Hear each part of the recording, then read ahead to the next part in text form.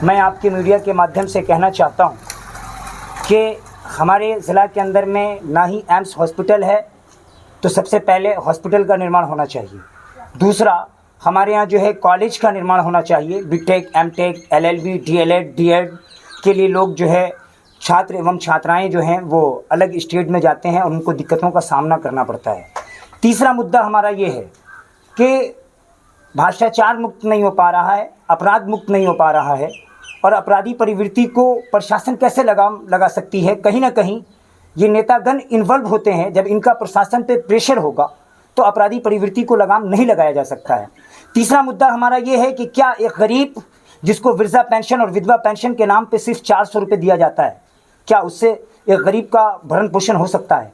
फिर मैं आपके मीडिया के माध्यम से कहना चाहता हूँ, वो किसी धर्म किसी जाति की वो विधवा हो, बेवा हो, जिनके शौहर इस दुनिया से जा चुके हैं, हम यकीन दिलाना चाहते हैं आपको कि चिन्हित करके जिनके पास 18 साल से छोटे बच्चे हैं, ऐसी विधवाओं को 3000 रुपये वजीफ़ा दिलाने का काम करेंगे सदन में जाकर, और वृद्धा पेंशन और विधवा पेंशन को 4000 कराने का काम करेंगे। रोड नाले का निर्माण करने का काम करेंगे। डॉक्यूमेंट संबंधित समस्याएं जो आती हैं कैरियर सोल्यूशन के नाम पर, हमारे लोकसभा अंतर्गत 6 विधानसभा आता है, हम 6 विधानसभा के अंदर अपने बंदे अपने लोग जो है वहाँ ऑफिस का निर्माण करेंगे और वहाँ उनकी समस्याओं को निदान करने की कोशिश करेंगे और जनता के बीच हम बैठेंगे, क्योंकि हम उद्योगपति के बेटा नहीं है, एक गरीब के बेटा हैं। और जनता जो है इस बार सेवक चुनने जा रही है। और अभी आपने ये कहा था कि आपकी पार्टी का जनाधार नहीं है। मैं आपसे कहना चाहता हूँ कि लोकतंत्र के अंदर में जनता की ताकत बड़ी है, ना कि पार्टी बड़ी है। और जनता ने, खासकर सीतामढ़ी की जनता ने जो है सभी पार्टियों को देखा है, आरजेडी को भी देखा है, जेडीयू को भी देखा है, और इन दोनों लोगों ने जिस तरीके से दलित, महादलित और अल्पसंख्यक समाज के साथ दुर्व्यवहार करने का काम किया है, इनको ठगने का काम किया है, तो अब सीतामढ़ी में यहाँ की जनता नेता नहीं बेटा चुनने जा रही है। और हमारी पार्टी बीजेपी, देश जनहित पार्टी, तीसरा विकल्प बनने जा रही है। और मुझे पूर्ण विश्वास है कि यहाँ की जनता मेरे साथ है और मैं चुनाव जीतने जा रहा हूँ। 1-2 वोटों से नहीं, बल्कि 1.5 लाख वोटों से मैं चुनाव जीतने जा रहा हूँ। ये अभी तक का मेरा अनुमान और ये मेरा आंकड़ा है, क्योंकि मैं उस दिन से कैंडिडेट हूँ जब आदरणीय दिवेश चंद्र ठाकुर जी का टिकट क्लियर नहीं हुआ था और आदरणीय पूर्व सांसद अर्जुन राय जी का टिकट क्लियर नहीं हुआ था।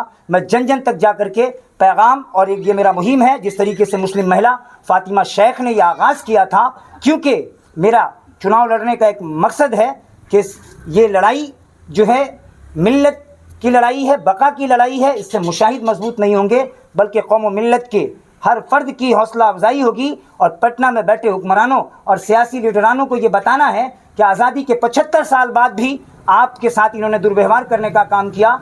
MY समीकरण का नारा देने वाले इन्होंने आपसे वोट तो लिया है, इन्होंने आपको यूज़ तो किया है, मगर ये नहीं चाहते कि आपके नुमाइंदे बन जाएं, आपके लीडर बन जाएं। ये आपको कलम से वंचित रखना चाहते हैं। ये नहीं चाहते कि दलित और अल्पसंख्यक समाज का बेटा अगर कलम पकड़ लेगा तो अपने हुकूक और अपने अधिकार की बात करेगा। इसलिए ये पार्टी वो पार्टी है जो डॉक्टर बाबा साहेब भीमराव अंबेडकर ने संविधान लिखकर सभी जाति, सभी धर्म और सभी वर्ग के लोगों को मान सम्मान दिलाने का काम किया था और उन गोरों से महफूज किया था।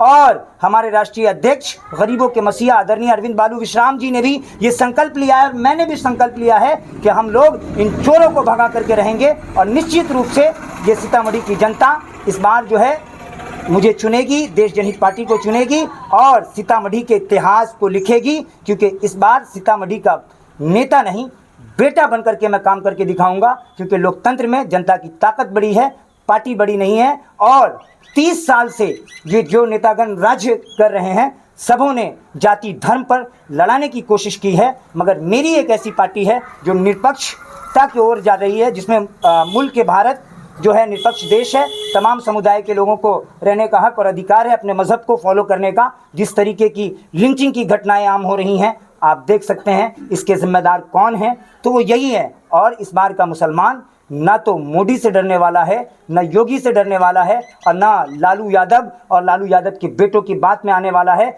अगर आपको मैं आपके मीडिया के माध्यम से कहना चाहता हूं कि अगर इस मुशाहिद रज़ा का डर नहीं होता तो रायपुर के इस स्टेज से बीजेपी को बीजेपी नहीं, ओवैसी लड़े तो बीजेपी, अगर आज मैं एक दलित समाज की पार्टी से आया हूं तो बीजेपी, तो मुसलमान कब तक डरता रहेगा? मुसलमान एक वाहिद अल्लाह से डरता है और हमारी जानो माल की इज़्ज़त व आबरू की हिफाजत करने वाला अल्लाह है। क्योंकि उसूलों पर जब आँच आ जाए तो टकराना ज़रूरी है, जिंदा हो अगर तो जिंदा नज़र आना ज़रूरी है। जब इन्होंने जातीय जनगणना कराई थी तो इन्होंने कहा था कि जिसकी जितनी जनसंख्या होगी उनको हम भागीदारी देंगे, हिस्सेदारी देंगे, मगर इन्होंने हमें हिस्सेदारी देने का काम नहीं किया। वही नहीं, हमारे सीतामढ़ी के अंदर में 8 विधानसभा है, मगर 3 विधानसभा ऐसा आता है, 1 नंबर पे बाजपट्टी है जहाँ मुसलमान अपने दम पे विधायक बना सकता है, दूसरे पे परिहार और तीसरे पे सुरसंड।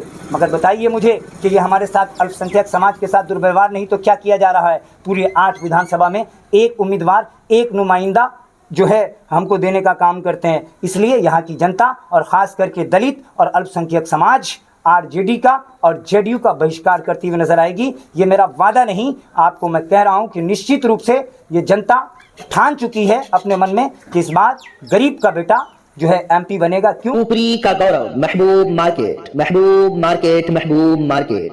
जी हाँ दोस्तों, आपके शहर पुपरी में रजिस्ट्री ऑफिस गाढ़ा रोड के बिल्कुल सामने महबूब मार्केट, जहां आपकी जरूरत का ज्यादातर सामान एक ही छत के नीचे उपलब्ध है, जैसे कि हार्डवेयर एंड वॉल पेंटिंग का सामान, फ्रेम, गुलदस्ता, इलेक्ट्रॉनिक्स, हेल्थ क्लिनिक, 24 घंटे इमरजेंसी सेवा, लालपेट कलेक्शन सेंटर, एसबीआई ग्राहक सेवा केंद्र, मोबाइल एक्सेसरीज समेत सभी तरह की दुकानें एक ही मार्केट में। तो देर किस बात की, जल्दी आएं और अपनी जरूरत का सामान ले जाएं महबूब मार्केट से, रजिस्ट्री ऑफिस गाढ़ा रोड के बिल्कुल सामने। महबूब मार्केट की छत 8000 स्क्वायर फीट का बड़ा एरिया अभी भी खाली है। बैंक, स्कूल या अपनी जरूरत के तहत संपर्क करें। हमारा संपर्क नंबर है 9716 612750।